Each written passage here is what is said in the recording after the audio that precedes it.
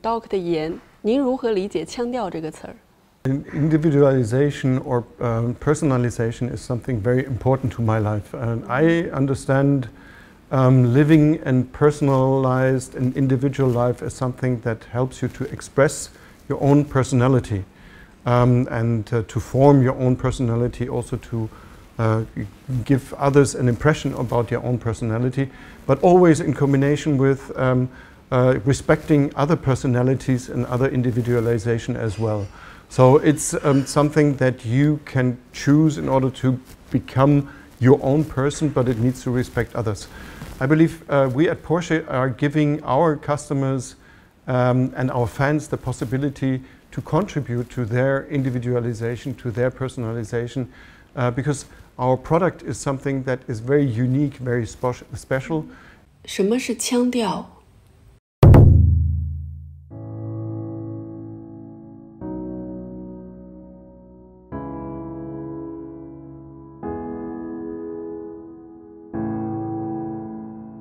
每一次开场的时候，我总会问坐在我对面的那个人这个问题：腔调到底是什么？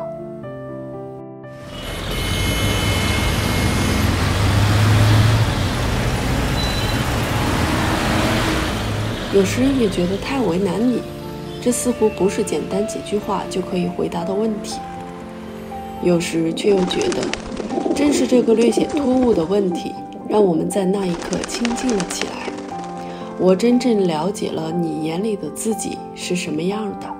那些机械给你带来过感动吗？那些来自不同出处的批评声伤害过你吗？西服革履的背后掩盖了怎样的焦灼？亮丽的数据报表之下藏着多少的汗水和努力？唯有打开，才能进入。 在这复杂的世界里，找寻纯粹的自我。我想从每个人的口中听到最真实的声响。现实迷惑，精神明亮。在醒悟之前，直面个人与组织的强弱碰撞，梦想与现实的含混交织，并收获审慎而真诚的回答。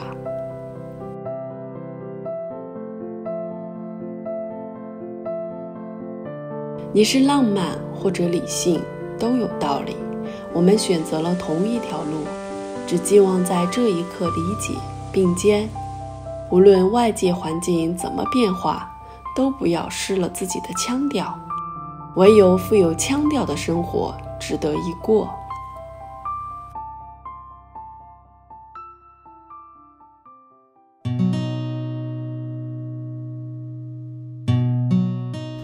您认为保时捷品牌的腔调是什么 Well, first of all, it's exclusive. Secondly, it's describing a sporty lifestyle. And thirdly, it's also respecting others in their lifestyle by not being over the top, but being very embedded into the society. 我看到刚刚过去的成都车展，我们保时捷有一个非常重大的新闻，就是我们要在中国成立一个新的研发分支。这个我觉得对一个外国品牌来说是一个非常重要的一步。我们保时捷品牌是怎样考虑的 Well, it's I think first of all a very good news for Porsche here in China. For us, it's something that goes into a continuous development, which started actually 2015 when we implemented Porsche engineering. 2 years ago, we established Porsche Digital as a team, and we wanted to start to understand more about the digital requirements of our Chinese customers and what we need to do in order to individualize, to personalize our cars also according to the requirements that Chinese customers have. Since the beginning of this year, this is an own company, and actually it's a very substantial company, a lot of people working in this company.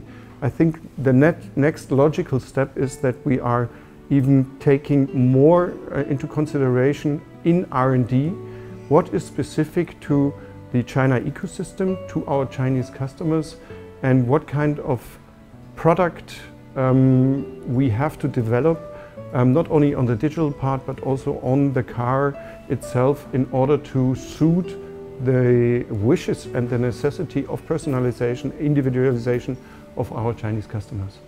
今年对保时捷来说是一个非常特殊的年份。我看到我们前段时间举办了“念念不忘”这样的主题的20周年的纪念活动，是一个对于外国品牌在一片陌生的土地上，可以说是叱咤风云的20年。您个人怎么描述保时捷品牌在中国市场的这20年的历史？就是用一些您比较有感触的语言来描述一下这段历史。Well, coming back again to your question that you had before, so I'm now 24 years with Porsche, and Porsche is now 20 years in Chinese mainland. So you can see I've been following the growth and the history of Porsche in China all my professional life in Porsche. So I've been witnessing the first steps and now I'm responsible for this market. I think it's an incredible story, not only for Porsche, but it reflects also the incredible development that China has taken through these 20 years. And we have been lucky enough, we have been blessed enough to be part of this story of the development of China and the Chinese people. What does it mean for us? We started 20 years ago with a couple of hundred cars, one showroom in Beijing, and actually no infrastructure, and very few people know about Porsche. What does Porsche mean? And most of the people in China who knew about Porsche were people who have been living or working abroad and had a little contact with it. So starting from this perception what Porsche is, we started to bring a sports car culture. So what does it mean to drive and to have a sports car into China? And funny enough, it was always clear also to our Chinese customers and Chinese fans that in the center of the brand we have Zhou Yaoyao. So we have 911 as the car which is expressing the spirit of Porsche best. It's a car nobody really needs, it's a car everybody wants, it's a car which is totally different to all cars in the market. The engine is in the back, you have not a lot of space. The car since 1963 practically in its shape has remained the same and still has evolved and developed all the time. And this is a very good synonym for what we are doing here in China. So we have been growing, we have been changing, we have been developing, but Porsche always has been in the face of the customer, the same brand standing for exclusive, sporty, but at the same time very much appreciated by everybody.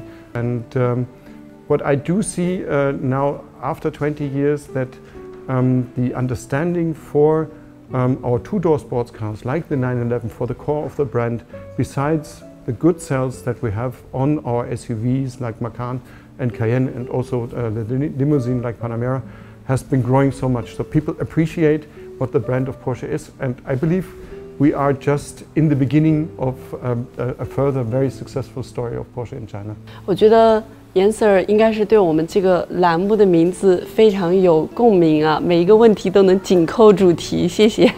您来中国也几年了，对中国的这些文化呀、人情世故也有一定的了解。您怎么看待？其实中国消费者很多时候消费一辆保时捷，它的那个面子问题啊，这个是中国消费者消费豪华品牌甚至超豪华品牌非常重要的一个点。那么在我们就是汽车的发源地德国，消费者在消费汽车这个品类的过程中，有这样一个阶段吗？就是在早期的时候，他们买车是因为个人的面子，有没有经历过这个阶段？We can first start from the pure numbers. So if we look into the average German customer, it's best described as being in average 53 years old.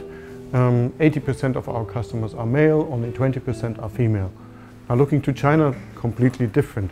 The average age of a Chinese customer is 35 years old, and we are happy to see that equally as much male as much as female customers are buying Porsche. So we have a different customer base, and therefore the expectations and the requirements for customers in China are different from those in Germany. What is common I think, is the wish to express yourself, to do an individual statement. The concept of giving face is not so common or not so well known in Germany, but the concept of I want to express myself by the objects I use, by the car that I'm driving, this concept is pretty much the same in Germany, I would say, as in China. In Germany, maybe it's a little bit more rewarding oneself than showing to the others, while here, many times, the first step into the brand of Porsche is because customers want to show that they have achieved a certain status. But coming back to the 911, I think this is changing now, and people buy, for example, a 911, but also every other Porsche, and also to give something back to themselves or to their family for the hard work that they are doing. So I think we have some differences, but expressing yourself, your individuality by a car is pretty much the same thing and a common structure between Germany and China. 我也要努力了，我马上就要到中国消费者买保时捷的平均年龄了。我们经常会讲到说，汽车行业正在经历一个100年巨变。那么我们看到，在过去的10年里，就是以 Tesla 这个来自美国的一股力量，然后它也非常强大，现在发展的非常好。那近几年来呢，中国的很多电动车的品牌也发展的非常好。严 Sir 如何看待这样一种历史的巨变？因为您在这个行业也有这么20多年的从业经历，怎么样看待这个行业的这个巨变，以及我们保时捷品牌如何去应对这样的一个行业的巨变？ Yes, we can be proud also about the achievements and the number of patents, the number of inventions that German engineers have been doing. But this is very much a view to the past, and I always think it's much better to look into the future and see how things can develop. Porsche is born on the racetrack, is engineered on the racetrack. So we, as part of our culture, always believe in competition. Only when there is competition, there is also some progress, some development into the future. And we welcomed highly Tesla bringing new ideas, new technology, innovation into the car market. And we definitely welcome now the new Chinese manufacturers such as NIO, Xiaopeng, Hi-Fi, and a lot of different brands are coming up. Bringing new ideas, new technology, innovation into the car market. And we accept this challenge. 插一个小问题，说到这个电动的这个销量哈，因为我们会看到7月份的电动车的销量，咱们Taycan是排名在50万以上的这个第1名，但是我们看到第2名有一个我们中国品牌，就是我们的您刚刚提到的 Hi-Fi 这个品牌，就您有没有关注这个车？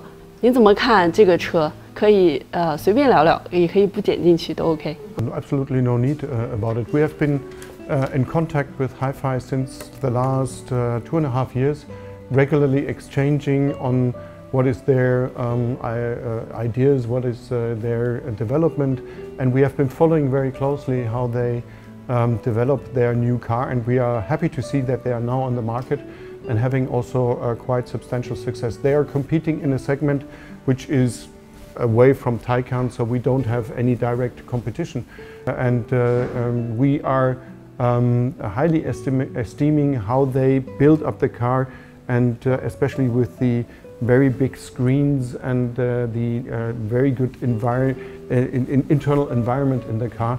I think they have been creating a couple of very innovative solutions which we are looking into and see if there's anything we can learn from it and anything that we can use for our future development. So I highly appreciate that Hi-Fi is having this kind of success. They are in a more MPV, more spacey segment than we are. And on the other side, every car that enters as a new energy car into the higher price segment shows to customers that electric cars are not only mini BEVs or Tesla Model 3 or small battery electric car, but that battery electric cars can also go into the luxury and high price segment. So I'm absolutely fine with them and having them as a competitor in this higher price segment. We appreciate very much. 接下来跟严 Sir 分享一个对您来说好消息就是我有一个小习惯，在跟每一位嘉宾访谈之前，我会在朋友群里面做一个小调研。今天早上的时候，我和我一个小圈子里面的朋友做了一个小调研，我问大家喜不喜欢保时捷品牌，以及喜欢保时捷的哪款车。我得到了一个非常惊讶的答案，就是在我的朋友里面，你们的每一款车都是其中某一些朋友的梦想之车，他们的 dream car。就是这个是对很多品牌来说是一个望尘莫及的事情，就是可能有1个爆款或2个爆款，但是我觉得保时捷品牌做到了，在中国的每一款车都是爆款。有的朋友说他最想要卡宴，有的朋友说最喜欢Macan，有的朋友说 Panamera， 因为在一些影视剧里面它是霸道女总裁的一个配置，就是也很喜欢。然后还有一些喜欢Taycan，还有朋友说我不了解保时捷，但在我的印象中，保时捷品牌应该是200万以上的车的这样一个品牌，就是这些印象足以证明保时捷品牌在中国消费者心中的品牌魅力值是非常非常之高的。我想问严 Sir 的是，保时捷在中国20年是怎么做到将品牌魅力做得这么好的，做到让竞争对手都非常嫉妒的这样一个程度，以及您个人的 dream car 是什么？ Thank you very much for asking your friends and sharing this interesting news also. I believe we are trying to bring products, cars to our customers which are offering the best Porsche for your individual situation in life. Some people have children, need more space for transportation. Other people want to have a limousine with a lot of space, but also showing their individual taste. Other people would like to have a small sports car that you can drive open like a 718 Boxster, and others just want to express themselves driving in a nice city environment or on the countryside with a 911. So we offer something that you can choose for your individual situation and your individual usage of a car. And I think that's why, depending on what kind of situation you are in, you're finding the right Porsche that suits your lifestyle. Important thing is that first of all, the car drives like a Porsche. And secondly, the design of our cars has a lot of common topics, a lot of common themes that you can find within every car. Although they may look a little bit or quite different in body style, there are design pieces which you find in every car, from the headlights, from the higher fenders on left and right side, from the fly line of the car. And this gives to the customer automatically right away, this is a Porsche. And I think that is what we are glad to achieve and all manufacturers are trying to achieve. 那么保时捷品牌还做很多周边，比如说和我们中国的华为手机的联名，那保时捷品牌做这样一个动作，它的一个目的或者想要达到一个效果，以及我们知道华为带有 Porsche 这样的logo 的华为手机也是非常的畅销您对这一点怎么看？ You're right. Porsche design is a very strong, separate, and still part of the Porsche family brand. And we are very strong actually in Europe, and we are very strong in North America and in some other places of the world. At the moment, we are not so strong here in China, and the Huawei phone, which we did together with Huawei, so Porsche Design and Huawei, has been a first very big success here in the Chinese market, as well as the watch, the Huawei Porsche Design watch. It's called Porsche Design because we are taking over the principles of design that we use for our cars to other products like cell phones, like watches, and like other topics that we want to work in. So we are very intensively working on repositioning, on introducing Porsche design to the Chinese market, and hopefully in not so far future we can show you even more products from Porsche design. 那我非常期待。最后2个问题哈，跟颜色交流一些比较轻松一点的话题。就是您刚刚说您除了德语之外还会英语、法语、意大利语、日语都会，就是简直就是个语言小天才啊。那但是您还就是在工作作为这个保时捷中国 CEO 这么忙的一个 title 之下，还在挤时间努力的学习中文，就是是纯粹属于兴趣呢，还是说工作需要？那您看您有这么好的翻译，其实也不是必须要学。另外呢，就是在这个学习过程中有没有什么小趣事可以跟我们分享一下？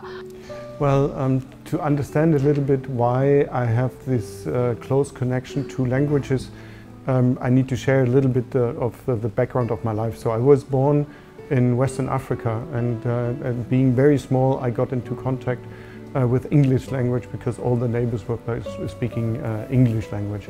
And then as a young child, I moved over to Japan. So I went to school, to German school, but I played on the streets with the Japanese children, and that's where you naturally just learn the language. When coming back to Europe, I lived in Germany, but my parents chose to have a second home in France. So very naturally I came into contact with French language and playing with French kids on the street, and it was just natural. And my first work actually was with Fiat, and I lived in Italy. So again, I was in an environment where it was easy to learn Italian language, and so one to the other added up. But the reason why I'm learning Chinese is because I want to integrate into this country. So I'm coming here as a guest, and I feel honored that I have the opportunity to work in China and to serve Chinese customers. And I feel it's just natural. If you live, like now for 3.5 years here in China, I want to participate in the Chinese culture. I want to participate in the Chinese society. And language is always the key to the heart of the people. So if you are able to speak at least a little bit of the language, and if you're able to understand, you can much more integrate into the daily life of this society. And a very practical reason, I felt so ashamed in the beginning when I came here, and I could not express myself. I could not even go into a restaurant or on the street and talk to somebody or say something that I could get into communication. So it was an urge for me that I wanted to learn some Chinese, at least to be able to maintain a basic conversation and to talk to my barber at the barber shop, who is a Lieferscher, who is doing my hair. I wanted to be in communication. Second very important reason is I believe language is forming the way how you think, and understanding how Chinese people think, you need to understand how the language is structured.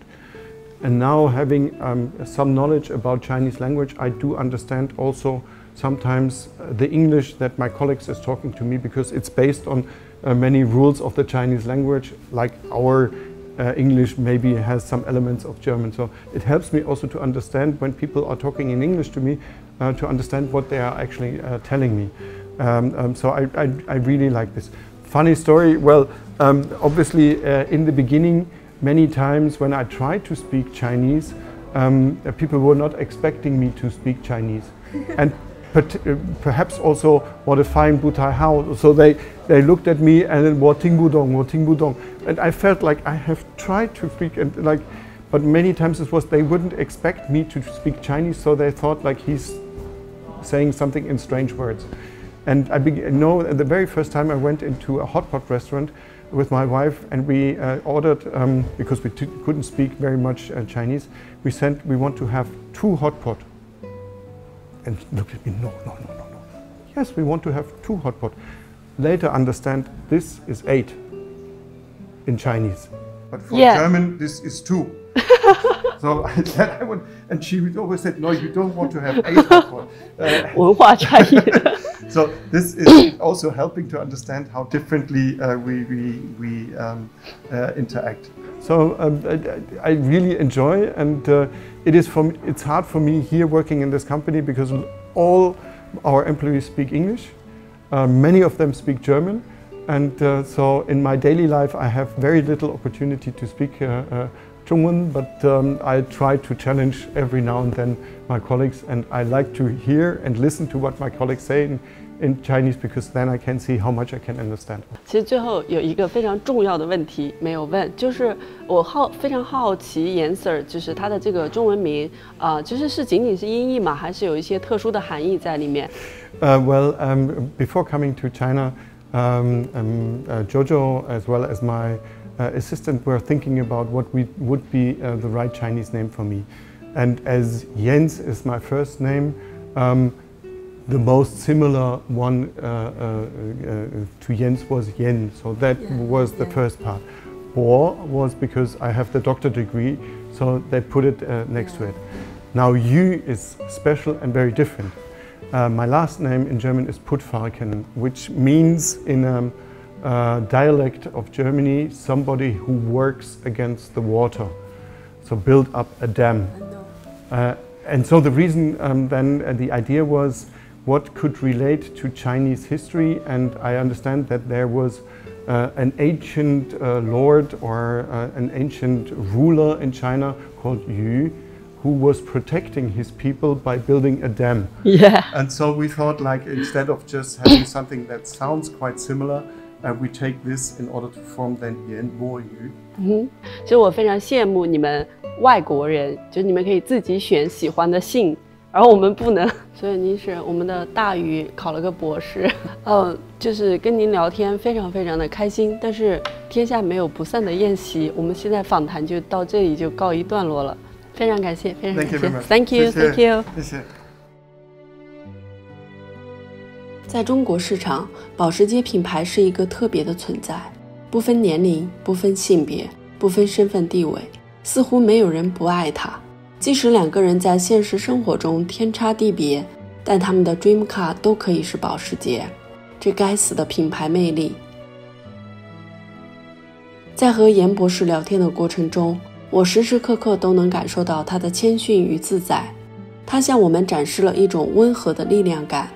从20年前长安街的小展厅，到如今年销量近10万，多年蝉联保时捷全球第1大单一市场，走进许许多多国人心中的超豪华汽车品牌。